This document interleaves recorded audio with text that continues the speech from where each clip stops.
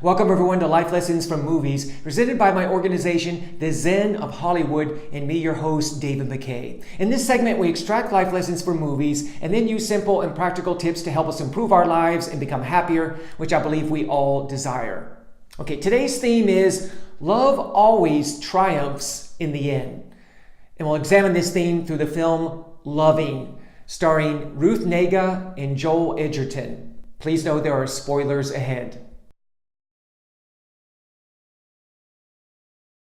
Okay, this film focuses on this low-income interracial couple named Mildred and Richard Loving, who live in Virginia in the 50s and 60s. Now, because interracial marriage is prohibited in many states at that time, including Virginia, they have to go to Washington, D.C. to get married. But when they come back to their home in Virginia, they end up getting hassled by the police, put into jail a couple of times. Their lives become a real nightmare. Now, eventually, they are contacted by lawyers of the ACLU, the American Civil Liberties Union, an organization dedicated, of course, to defending the rights and expanding the rights of U.S. citizens. Now, they end up taking the Loving's case all the way through the court system, all the way to the U.S. Supreme Court, where it decides in their favor, officially making interracial marriage the law of the land. Now, the most important scene, in my opinion, comes when the lawyers ask Richard what he wants them to tell the U.S. Supreme Court judges when they go before them to try the case, because Richard and Mildred aren't allowed to attend the hearing. And Richard says something pretty profound. Instead of saying something scholarly or philosophical, right, to try to convince the judges of his case, he just says, straight from the heart, tell them that I love my wife. Wow, how powerful this really is, because really, again, it's a message of love, right? So let's talk about this theme. Love always triumphs in the end. Just as it happens in this film with the Lovings and how they triumph, love triumphs in all regards. I mean, that's exactly why the Hitlers of the world never end up winning, right? Because love is going to win, right? It's going to overcome injustices, all the suffering and pain that we experience in the world. Now, how can I be so sure of that? Because love is much more than just a feeling or a romantic notion or an ideal.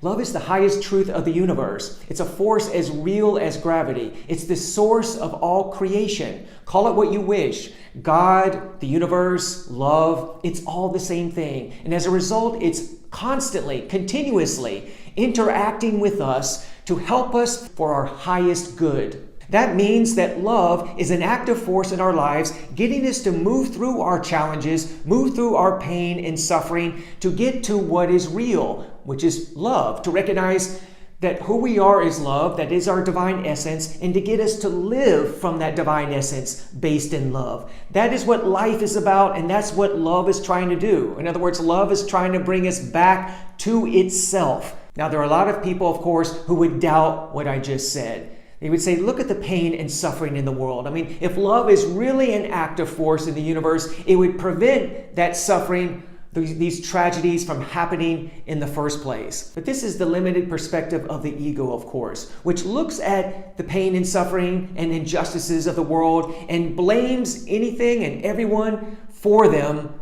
except looking at itself, right? So that's why people blame everyone from parents to politicians to God herself, right? And it keeps them from having to face their own personal pain, which is what the ego does at all costs. The ego, which is based in fear, can't afford to look at its own pain, because if it were, it would have to face itself and realize that it's all illusion in the end. It would have to face the fact that our spiritual essence is what's real, therefore eliminating the ego in the first place. So this is how the ego survives. But love incorporates the big picture. It has a higher design. It sees that everything that happens in the world has a place, including the pain, suffering, and injustice in the world. It sees them as a way, as tools to help us understand what love is by understanding what love is not. So rest assured that love indeed will triumph in the end in your life,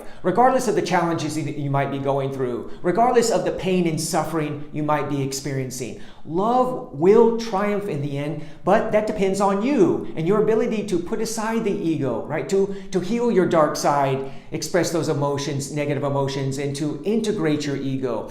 It depends on your ability to align with your heart and live from that place of love, your divine essence, as opposed to your ego. And your ability to understand that everything happens for a reason, that pain and suffering that you're going through, those challenges, are designed to get you to go to deeper levels of love.